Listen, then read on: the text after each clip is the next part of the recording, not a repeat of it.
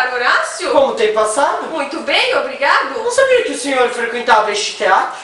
Ah, meu bom Horácio, hoje pela manhã, enquanto eu li o jornal, algo me disse que deveria vir ao teatro esta noite. E o que você achou da peça? Eu gostei muito. Os atores estavam fabulosos. Conhece, Horácio? Não, mas pretendo conhecê-las. Bem, já está tarde. Vou me indo. Até mais ver. Passar bem.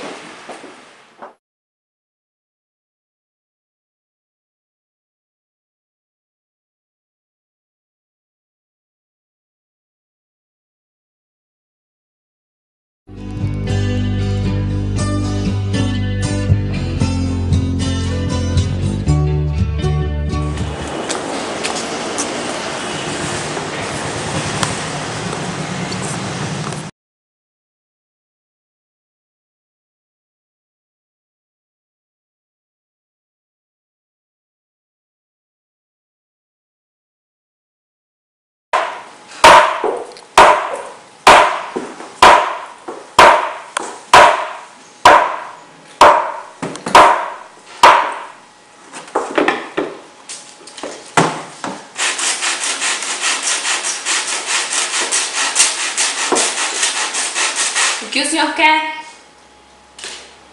Ei, senhor! Ah, eu gostaria de saber se a encomenda que lhe fiz já está pronta. Eu não lhe disse que era só pro final da semana? Ah, devo ter me esquecido. Bem, muito obrigado. Passar bem.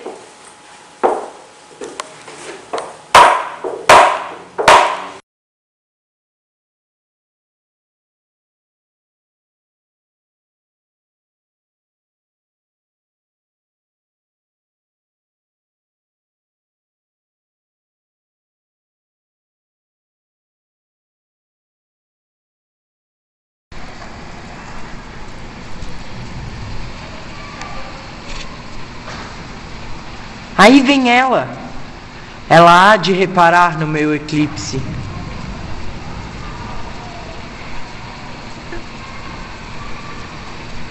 Não! Aí está a verdadeira dona do sapatinho.